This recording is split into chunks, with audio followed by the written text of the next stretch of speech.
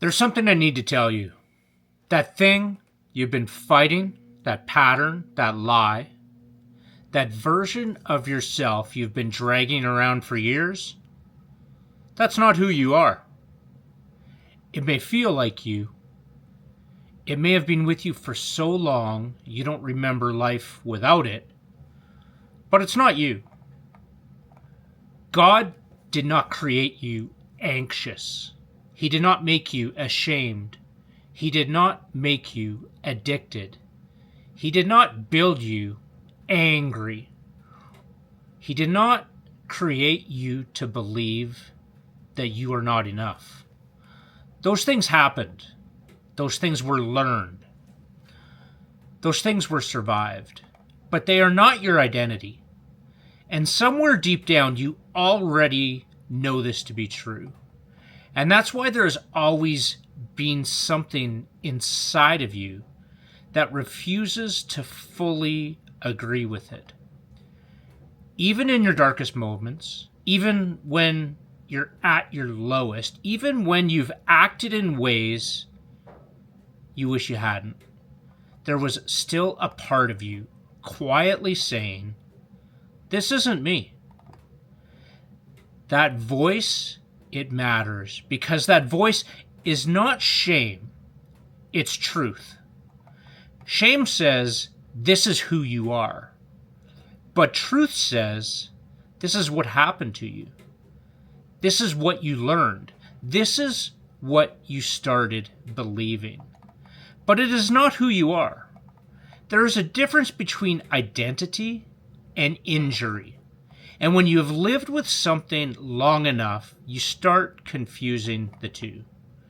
You start saying things like, "I am angry." You start to own them. "I am broken. I am weak." You start to own these conditions or circumstances. "I am just the kind of person who," fill in the blank. But no, you learned anger. You experienced pain. You developed patterns. You adapted. You did what you had to do because you had to. And maybe those things protected you for a while. Maybe they helped you survive. Maybe they got you through. But survival is not the same thing as identity. At some point, you have to stop building your life around the man you became to survive and start becoming the man that you were created to be. And I know that sounds impossible sometimes. That might sound impossible right now with where you're at. But I know this because like you, I've lived one way for years.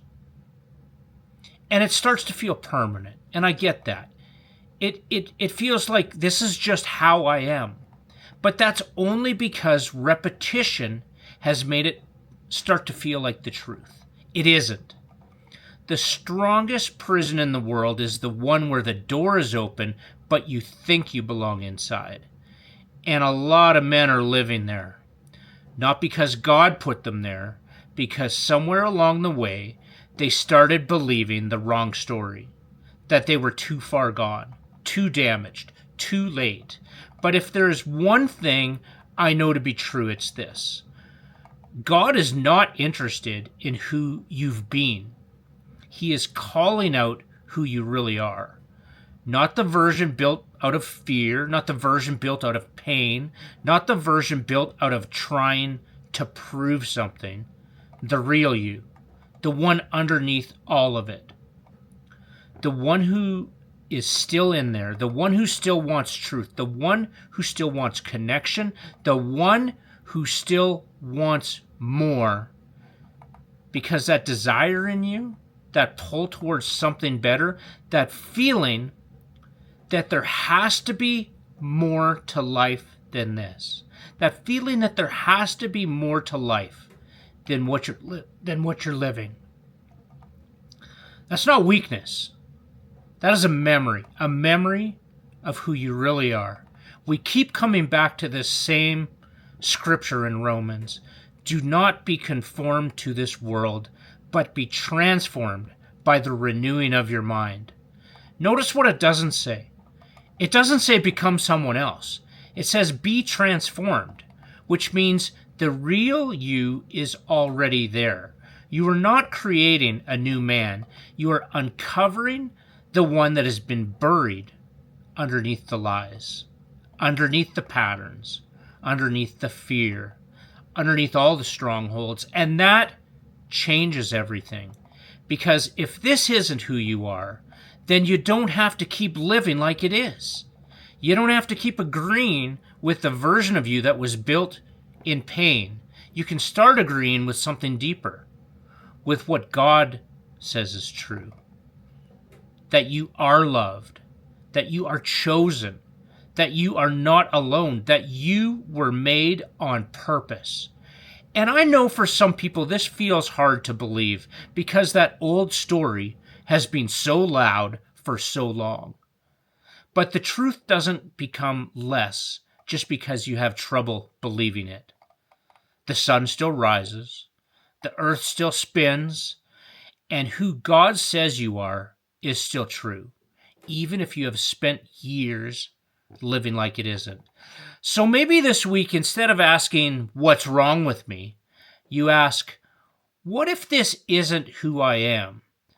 What if the anger isn't you? What if the fear isn't you? What if the addiction isn't you?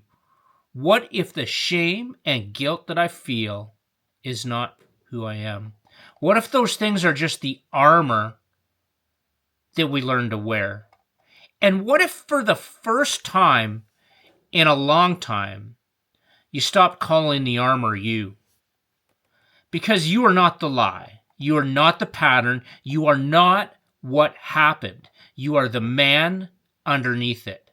The one God created, the one he never stopped seeing, the one he is calling back.